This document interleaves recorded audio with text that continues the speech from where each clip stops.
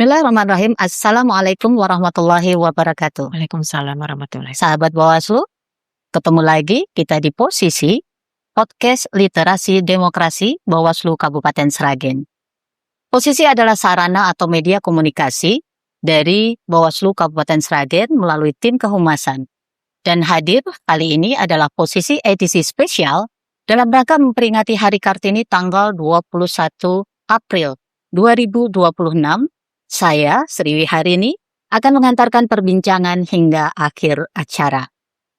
Berbicara tentang Kartini, pasti kita akan kebayang sosok perempuan yang lembut, perempuan yang khas dengan gaya Jawanya, perempuan yang melekat dengan semangat emansipasinya. Namun, ada yang terkadang luput dari kita, bahwa Kartini pada abad 19 sudah menyuarakan kemajuan bangsa. Akan tercapai apabila kemajuan perempuan kunci utamanya diperhatikan. Pendidikan, kesetaraan, dan kebebasan berpikir. Sahabat Bawaslu, kali ini edisi spesial kita juga menghadirkan tamu sebagai narasumber yang sangat spesial, Ibu AKBP Dewiana Syamsu Indiasari SIK MSI Kapolres Kabupaten Sragen. Selamat siang Ibu. Bu Rini. Sehat Bu Dewi. Alhamdulillah. Izin Ibu Dewi ya Bu Kapolres. Yes, betul. Iya, Ibu Dewi. Sahabat Bawaslu, ini Ibu Dewi akan perkenalkan diri terlebih dahulu, siapa beliau, apa karirnya, dan berseragam tegap seperti ini. Jarang sekali Bawaslu akan kehadiran seperti ini, maka dipersilahkan Ibu untuk memperkenalkan diri. Terima kasih Bu Rini. Sama-sama. Assalamualaikum warahmatullahi wabarakatuh. Waalaikumsalam warahmatullahi wabarakatuh. Mohon izin memperkenalkan diri, saya AKBP Dewiana Syamsu Indiasari SIK MSI. Jabatan saat ini saya sebagai Kapolres Sragen. Untuk pendidikan saya adalah alumni dari Akademi Kepolisian tahun 2005. Dan untuk riwayat kedinasan saya, penempatan pertama saya yaitu di Polda Metro Jaya, pernah bertugas di Direktorat Samapta, kemudian di Direktorat Reserse Narkoba. Selanjutnya pada tahun 2007 saya menikah dengan suami saya yang kebetulan polisi juga. Kebetulan karena suami saya bertugas di Polda Sulawesi Utara, sehingga saya pada saat itu memutuskan untuk pindah ke Polda Sulawesi Utara mengikuti kedinasan suami. Dan di Polda Sulawesi Utara saya sempat bertugas di Direktorat Lalu Lintas. Kemudian terakhir saya bertugas sebagai Kapolsek KP3 Pelabuhan Manado. Selanjutnya saya mengikuti pendidikan PTIK di Jakarta selama 1,5 tahun. Kemudian setelah PTIK saya mendapatkan amanah tugas di Mabes Polri, di Sepri Pim Polri, kemudian di SSDM Polri. Selanjutnya pindah mengikuti tugas suami juga di Polda Sulawesi Selatan.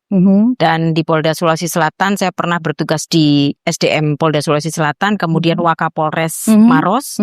Kemudian saya mengikuti pendidikan Sespimen Polri, yaitu pendidikan lanjutan kepemimpinan Polri untuk bisa menjadi Kapolres. Dan setelah pendidikan Sespimen Polri, kami juga bertugas kembali di Polda Sulawesi Selatan di Direktorat Lalu Lintas. Dan setelah dari itu, saya mendapatkan amanah tugas di Polres Sragen ini. Wah, luar biasa. Teman-teman, aplaus dulu ya untuk teman-teman sahabat Bawaslu semuanya. Luar biasa Ibu Dewi. Masya Jadi Allah, memang tabarakallah. sepanjang itu karirnya. Oke, sahabat Bawaslu semuanya, tidak berpanjang lagi dengan deretan tugas beliau, karir beliau, kita semakin pengen ngulik aja gitu. Bu Dewi, sebenarnya Ibu Dewi izin ya, Ibu Dewi sebenarnya tantangan dulu deh, tantangan perempuan. Kita lagi bahas perempuan nih ya Bu. Dalam rangka Hari Kartini, sebenarnya tantangan perempuan di kepolisian pada umumnya. Tadi kalau melihat karir Bu Dewi kan dari sini ngikuti, apalagi pasangan juga Polisi juga. gitu kan. Pasti ada dong tantangan-tantangan, terutama kita pengen berbagi nih ke sahabat Bawaslu semuanya. Apa sih sebenarnya yang paling gitu menjadi tantangan perempuan di Polri? Sebagai anggota Polri, aku yaitu Polwan, dan kebetulan di Polri ini kan memang didominasi oleh laki-lakinya. Dan sehingga dalam pelaksanaan tugasnya kita juga tentu harus bisa segera beradaptasi dengan dunia laki-laki. Dan tentu ini juga merupakan tantangan yang tidak mudah bagi kami. Namun demikian, mulai dari pendidikan di Akademi Kepolisian, di mana dari pada saat saya masuk pendidikan itu kan jumlah taruna di angkatan kami 251 orang. ada 31 orang taruni, salah satunya adalah saya. Dan selama hampir 4 tahun kami mengikuti pendidikan di Akpol, sudah dibiasakan dengan bagaimana ketika kita harus bekerja sama dengan rekan-rekan sejawat yang tentu kebanyakan adalah laki-laki. Termasuk juga tantangan tugas di mana kita juga harus sering berhadapan dengan mungkin kejahatan-kejahatan, di mana di situ kadang kita berhadapan dengan laki-laki ya, mungkin preman-preman dan lain sebagainya. Dan tentu ini merupakan pengalaman yang menarik bagi saya pribadi, walaupun itu tidak mudah. Kemudian tantangan selanjutnya juga bagaimana kami Polwan yang merupakan minoritas di dalam institusi Polri ini harus dituntut mampu untuk membuktikan bahwa kami juga mampu mengemban amanah tugas sebagai baik itu pelindung pengayom pelayan masyarakat, penegak hukum yang dengan berbagai keterbatasan mungkin terkait dengan gender ya, tugas-tugas kami di luar. Kami dituntut untuk mampu menyelesaikan semua permasalahan yang ada sama dengan apa yang dilakukan oleh dari rekan-rekan polisi laki-laki. Oke, tapi sebenarnya di Polri pun juga, sahabat Bawaslu mungkin apa kalau di penyelenggara pemilu sudah terbiasa tuh perempuannya sedikit gitu. Ternyata di kepolisian juga sama ya. Iya betul, kalau persentasenya juga masih betul. Kalau di kepolisian memang tetap lebih banyak adalah dari Polki gitu. Tapi Polwan saat ini juga sudah mendapatkan ruang yang cukup luas di mana dari pendidikan akademi kepolisian saja yang dahulu sebelumnya adalah mungkin itu yang bisa menjadi taruna Akpol itu hanya laki-laki semua. Tapi pada saat tahun 2002 yaitu angkatan kami, kebetulan saya angkatan pertama taruni Akpol, itu negara sudah membuka peluang kepada kami dari perempuan untuk bisa bergabung menjadi taruni akademi kepolisian. Dan sebetulnya pada saat dulu kalau kita tarik benang ke belakang lagi tahun 68 juga sebetulnya sudah ada akademi kepolisian yang dulu itu sudah ada juga Polwan juga, tapi berhenti sampai dengan tahun 2002 baru ada perekrutan taruni akademi kepolisian. Sampai dengan sekarang masih ada terus. Dan salah satu Serikandi terhebat ada di sebelah Bukan saya. terhebat, semuanya hebat. Semuanya hebat. Yang terhebat ada di sebelah saya. Oke. Ibu Dewi, kalau tadi kita sudah mengenal nih, sahabat Bawaslu sudah mulai mengenal ya, oh ternyata Kapolres kita sekarang ini dan karirnya begitu hebat, kemudian memandang perempuan juga seperti itu. Sekarang kita coba mengerucut karena kita berbahasanya di Bawaslu nih teman-teman, sahabat Bawaslu, coba Ibu kita mengerucut ke demokrasi nih. Kita mulai ke bahasa demokrasi. Sebenarnya menurut Ibu Dewi, Ibu Kapolres, peran perempuan ini sejauh mana dan seperti apa sih sebenarnya yang diharapkan untuk demokrasi itu? Karena sebagai Polwan, kami sebagai anggota Bawaslu, kalau melihat kan tadi masih minim juga di sana. Itu dari jumlah, baru dari jumlah. Kami dari jumlah juga masih minim. Bahkan kami di Bawaslu Kabupaten Sragen dari 5 baru 1 gitu yang perempuan. Dari jumlah kita sudah tertinggal. Kemudian sebenarnya dari peran juga seperti apa sih yang diharapkan? Kita ambil momen Kartini ini, mohon pencerahan ya. Jadi kembali lagi kalau kita ingin perempuan ini maju, kita memang harus kembalikan pada perempuan itu sendiri.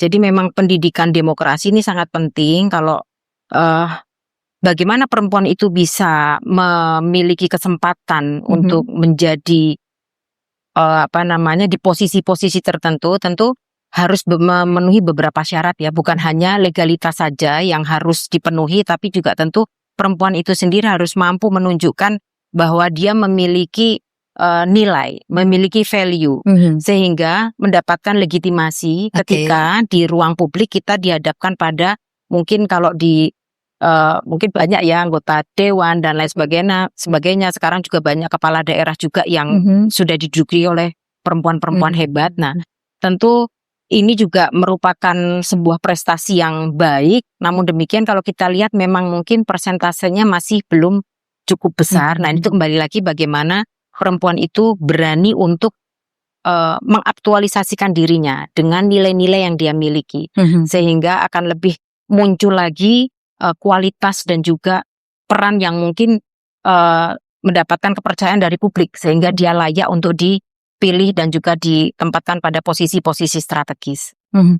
Bu Dewi, tugas di Sragen mulai kapan itu ya? Sudah berapa lama ya kita ya? Saya sertijab itu 29 Juli 2025. Juni 2025. Juli. Ya, hampir 9 belum bulan. 1 tahun ya? belum 1 tahun dan sudah lewat pemilu. Iya. Artinya belum sampai mengamati situasi pemilu. Iya, betul. Tapi bisa dong mungkin ada informasi dari rekan sejawat, anak buah gitu. Sebenarnya untuk demokrasi Sragen ini perempuannya sudah berperan sejauh mana sih menurut Bu Dewi?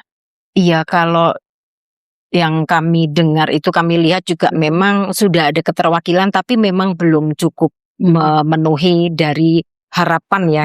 Kalau sekarang kurang lebih kan baru 16% ya, gitu. Betul. Nah, itu mungkin juga perlu adanya edukasi tentang demokrasi kepada masyarakat kita, khususnya adalah kepada kaum perempuan yang ada di Kabupaten Sragen.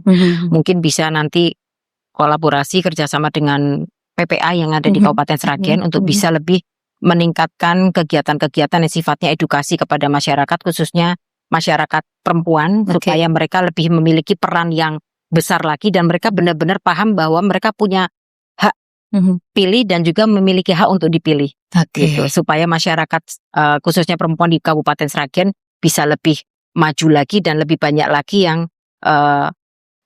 memiliki posisi-posisi yang strategis yang bisa memperjuangkan perempuan di Kabupaten Sragen. Oke.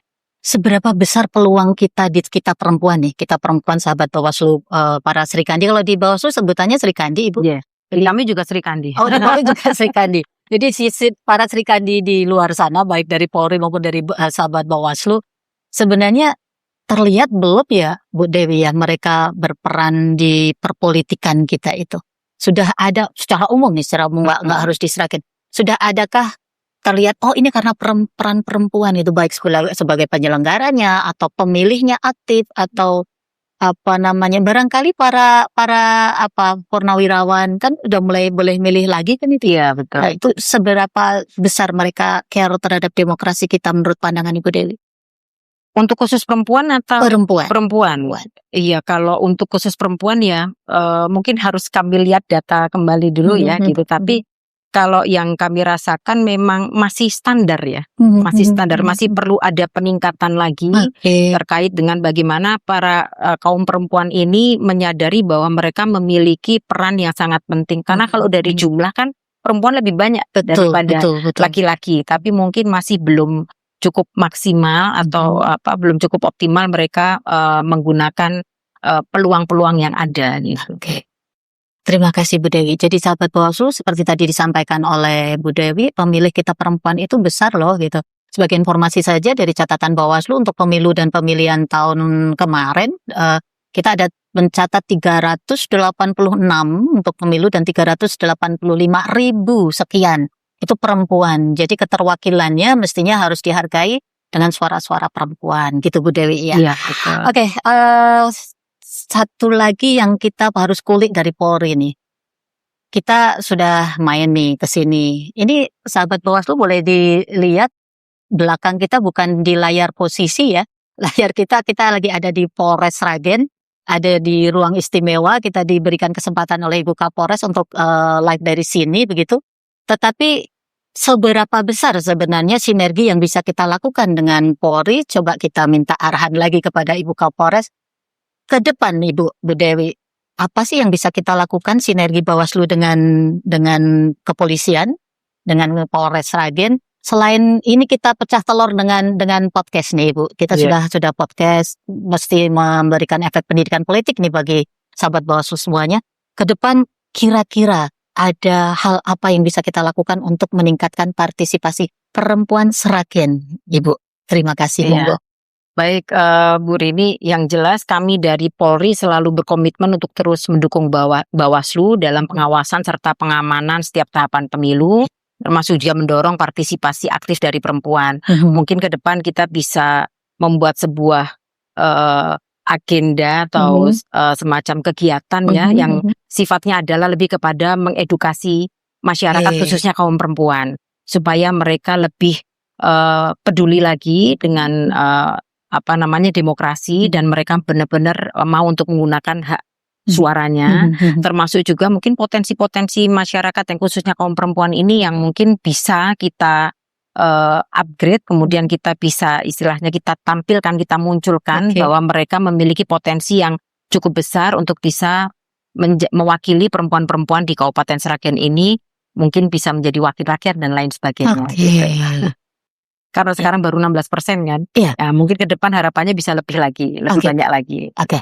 Terima kasih Bu Dewi. Jadi kita sahabat Bawaslu, alhamdulillah kita diterima dengan tangan berkah nih Bu Dewi. Artinya untuk ke depan kita masih bisa lagi merajut lagi kerjasama yang lebih, karena seperti yang disampaikan Bu Dewi tadi, anggota dewan kita baru 16% loh sahabat. Jadi kalau ada yang pemilu tahun depan barangkali nyalek tapi harus punya value gitu ya. Jadi yang disampaikan Bu Dewi harus punya value perempuan, jangan asal maju aja kan. Ada tentunya kita berharap sinergi ini mampu menggugah semangat para perempuan Srikandi di Kabupaten Sragen, perempuan-perempuan hebat di Kabupaten Sragen untuk berpartisipasi khususnya di demokrasi, memajukan demokrasi di bumi Sukawati. Baik Ibu Dewi dan sahabat Bawaslu semuanya, semakin tergugah jiwa keperempuanan kita dengan diskusi seperti ini. Namun izin kita mau jeda sesaat untuk memberikan izin publikasi dari Bawaslu. Posisi akan segera kembali, jangan kemana-mana.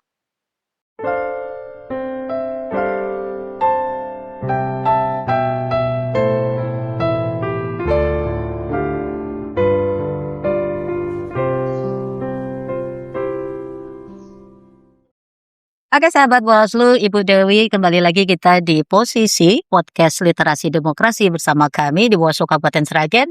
Ibu Dewi melanjutkan obrolan kita gitu ya. Jadi sahabat Bawaslu, tadi kita sudah banyak mendiskusikan tentang demokrasi, bagaimana perempuan, bagaimana kepolisian.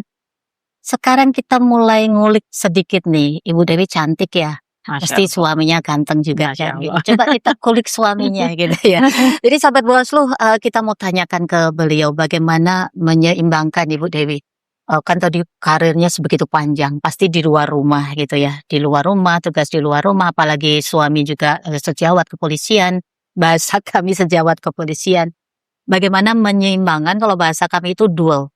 Jadi ada 2 peran, bahkan kalau perempuan itu bisa 5 peran sahabat Bawaslu. Antara diri, perempuan, ibu, anak, dan seterusnya itu bagaimana menyeimbangkan sehingga tugas bisa sebegitu lancar dilihat dari luar ya sahabat Bawaslu. Dilihat dari luar. Maka kita akan tanya beliau langsung bagaimana menyeimbangkannya.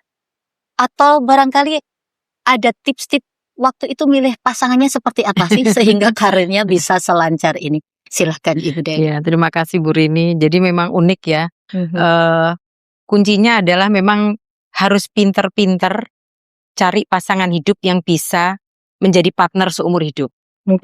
Kalau kata almarhumah ibu saya dulu, Dok, golek pasangan urip, ini bahasa Jawa mudah-mudahan bisa ya semua. Nyari bahasa Indonesia aja. Nyari pasangan hidup itu seperti nyari kucing dalam karung gitu. Tapi kamu harus pinter-pinter, harus banyak ikhtiar dan doa. Nah, kebetulan karena saya juga sebagai anggota Polri dan beban moral saya adalah sebagai alumni Taruni Akpol Angkatan Pertama yang tentu sudah ada prediksi karir ke depan seperti apa. Sehingga pada saat saya menentukan jodoh dulu juga banyak kriteria yang harus saya pertimbangkan. Dan alhamdulillah saya bertemu dengan suami yang dari awal komit untuk kita sama-sama menjalani bahtera rumah tangga ini sebagai partner, sehingga saling mendukung. Dan dari awal kami sudah punya semacam prediksi bahwa rumah tangga kita akan extraordinary. Extraordinary, yes.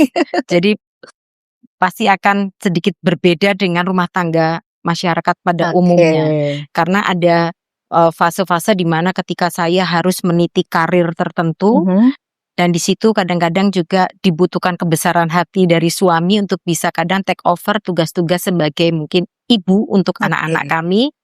Demikian pula juga sebaliknya. Jadi memang perlu ada pemikiran-pemikiran yang di awal pernikahan, komitmen-komitmen yang harus kita pegang bersama. Dan alhamdulillah ini tahun ke-19 kami berumah tangga. 19 alhamdulillah. Alhamdulillah. Sejauh ini ya tidak mulus, tapi semuanya bisa dijalani dengan baik. Alhamdulillah. Baik keluarga maupun karir. Artinya itu sahabat Bawaslu dari ini malah kayak pendidikan pranikah ya. Gitu. Artinya memilih pasangan itu benar ada harus dipertimbangkan. Cuma yang jadi pertanyaan berikutnya, sekarang kan udah punya putri 3 orang, putri semua. Ya. Masya Allah, putri 3 semua. Cantik-cantik loh sahabat Bawaslu, boleh diilik lagi. Kita mau mempertajam nih Bu Kapolres. kan tugas luar kota nih. Sementara tadi ada sedikit sudah di-spill bahwa suami kadang juga take over tuh, ambil kita ada pembagian tugas gitu ya, tugas istri dilakukan suami itu bukan hal tabu gitu. Selama ini yang dilakukan Ibu Kapolres, Bu Dewi, dalam pembagian tugas dalam keluarga ini agar juga tetap berwibawa di kantor kan sebagai publik ya, apa namanya? Public figure gitu kan sebagai Kapolres, tapi di rumah juga hangat. Ini gimana tuh? Iya, sebetulnya natural aja sih, wajar-wajar saja. Wajar menurut Ibu, menurut yang lain wajar-wajar saja. Jadi kami memang sering membagi peran gitu. Contoh pada saat saya harus mengikuti pendidikan PTIK di Jakarta, pada saat itu anak kami yang kedua itu baru usia 9 bulan. Dan pada saat itu terus terang saya sebetulnya belum terlalu serius untuk mengikuti pendidikan karena saya berpikir anak yang pertama masih kecil, yang kedua masih 9 bulan. Tapi karena support dari suami saya dan alhamdulillah saya juga mengikuti tes dan lulus. Sehingga ketika saya melaksanakan pendidikan yang harus berjauhan dengan anak dan suami, alhamdulillah suami saya juga bisa membuktikan komitmennya. Di mana ketika itu waktu dengan anak-anak lebih banyak dihabiskan dengan suami saya gitu. Dan kemudian pada saat saya mendapatkan penugasan di Sepripim Polri, di mana saya harus antara rumah dengan kantor juga berjauhan, sekali pergi itu 30 kilo. Dari Tangerang Selatan menuju ke Mabes Polri. Dan selama itu juga suami saya mendukung, sehingga suami saya memilih untuk tugas di satuan yang lama, yaitu di Lemdik di Pusdik Lantas, supaya bisa menghandle anak-anak dengan lebih maksimal, karena menyadari bahwa tugas saya di kedinasan pada saat itu sangat menyita waktu. Dan pengertian seperti inilah kebesaran hati dari pasangan lah yang membuat rumah tangga ini bisa berjalan dengan baik sampai dengan sekarang. Demikian juga pada saat ketika suami saya mendapatkan promosi jabatan sebagai Kapolres saat itu di Sulawesi Selatan, saya pun juga memilih untuk di Satker yang lebih banyak waktu bisa mendampingi suami saya sebagai bayangkari dan sebagai supaya lebih banyak waktu juga handle anak-anak saya. Jadi memang selama 19 tahun ini kita banyak saling mendukung, saling mensupport gitu, gantian seperti itu. Artinya kalau sahabat Bawaslu semuanya, kalau mau kita tarik benang merahnya bahwa Ibu Dewi meskipun Kapolres juga seorang ibu, seorang istri gitu ya, masih di rumah gitu ya, masih mengurus rumah. Masih. Gitu, masih. Artinya Bu Dewi, kita mau tegaskan ini, menurut Bu Dewi, menurut Bu Kapolres, bagaimana dengan perempuan-perempuan yang tidak mau lagi atau mengingkari, tanda kutip, mengingkari kodratnya. Nggak usah hamil deh, ribet, nggak usah nikah aja deh, enak single gini. Gimana dengan seperti itu? Sementara kalau kita lihat Bu Dewi juga karirnya Kapolres sekarang, tadi panjang, tapi keluarga nggak ditinggal loh, suami masih tetap jadi pemimpin karena tadi harus mengarahkan dan tidak mengganggu sama sekali dengan karir keduanya sepasang. Maksudnya seperti itu. Ada Bu Dewi, ada Pak Dewi. Pak Dewi siapa Ibu? Suami saya maksudnya. Ya. Pak Fatur. Silakan Ibu Dewi. Dengan Pak Fatur artinya melihat perempuan-perempuan yang salah, tanda kutip salah mengartikan emansipasi berarti ya. Karena kalau kita lihat Bu Dewi tadi sama sekali nggak meninggalkan loh gitu, juga melahirkan tiga putri, kemudian masih mengelola rumah tangga juga, masih dengan Pak Fatur, tadi Pak Dewi saya sebut. Silakan diberikan wawasan bagi emansipasi agar tidak melenceng gitu Bu Dewi, silakan. Kembali lagi kalau menurut saya itu prinsip setiap orang berbeda-beda ya. Iya betul. Saya tidak bisa bilang dia salah, saya benar, tidak bisa. Karena setiap orang punya standar yang berbeda, tentu ini sangat dipengaruhi nilai-nilai yang dia lihat sejak dari keluarga mungkin. Seperti saya, bagaimana saya melihat nilai-nilai dalam keluarga kecil pada saat saya masih kecil, bagaimana peran ayah dan ibu saya sampai dengan saat ini. Jadi kalau misalkan ada orang yang memilih untuk tidak menikah atau bahkan menikah tapi tidak ingin punya anak, saya sangat menghormati itu, karena itu adalah pilihan pribadi dari setiap pasangan gitu, setiap orang. Kalau saya sendiri, sebetulnya ya memang bagi saya setinggi-tingginya karir, setinggi-tingginya jabatan, tapi kodrat sebagai istri dan sebagai ibu tetap prioritas bagi saya. Karena kembali lagi muara kita ini kan semua musafir ya Bu. Musafir yang sama-sama mencari jalan pulang. Iya betul. kembali lagi bahwa pertanggungjawaban akhirat kita nanti itu sebagai, khususnya untuk saya ya sebagai perempuan, itu adalah lebih kepada tanggung jawab saya sebagai istri dan sebagai ibu.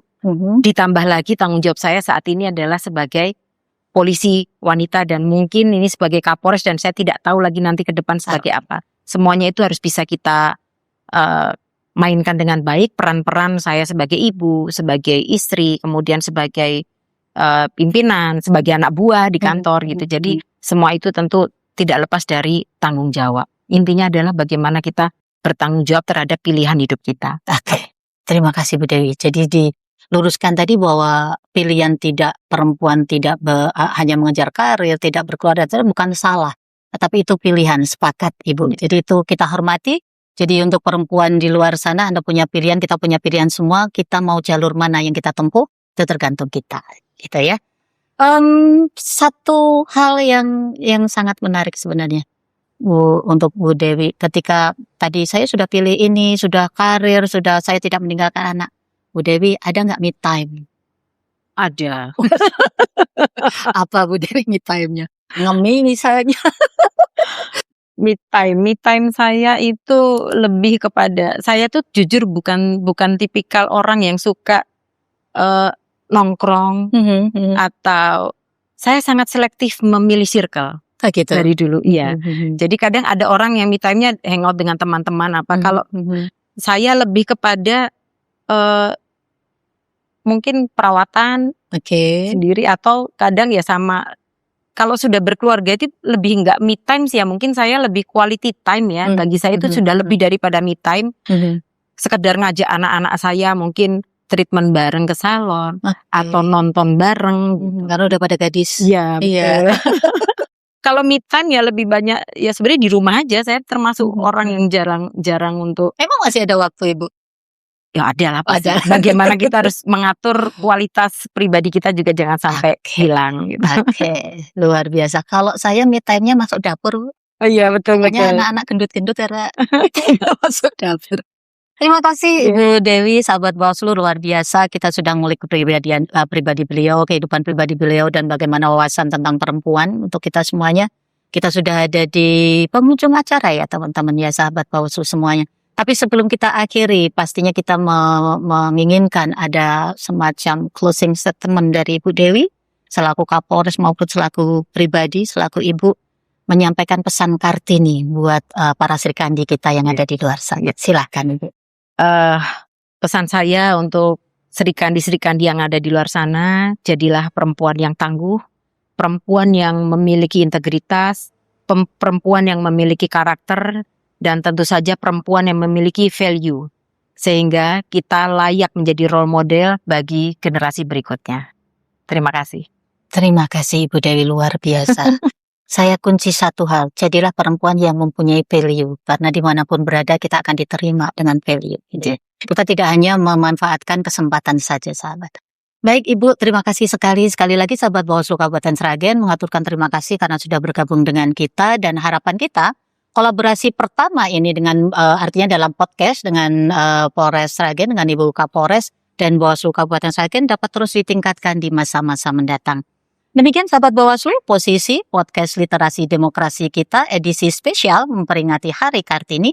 Semoga menginspirasi dan membangun semangat kita khususnya para perempuan dan Srikandi Bawaslu untuk berperan dalam demokrasi di Kabupaten Sragen. Sebagai penutup, kami kutipkan salah satu tulisan dari Raden Ajeng Kartini, ini yang sangat familiar kita dengarkan, kita tahu dengan buku Habis Gelap Terbitlah Terang. Kutipannya demikian. Kami mohon diusahakan pengajaran dan pendidikan bagi perempuan-perempuan Indonesia. Bukan sekali-sekali karena kami hendak menyaingi para laki-laki, melainkan kami hendak memenuhi panggilan kami sebagai manusia. Itu kutipan era Kartini. Jadi luar biasa, abad 19 sudah dituliskan seperti itu. Demikian seluruh sahabat Bawaslu, rangkaian podcast kita edisi spesial memperingati Hari Kartini pada kali ini. Jangan lupa terus menyimak posisi edisi-edisi berikutnya, dan jangan lupa tekan lonceng, like, share untuk kemanfaatan kita lebih luas. Terima kasih dan mohon maaf. Saya akhirnya Wiharini, assalamualaikum warahmatullahi wabarakatuh. Waalaikumsalam Terima warahmatullahi kasih Ibu. Matur nuwun Bu Rini.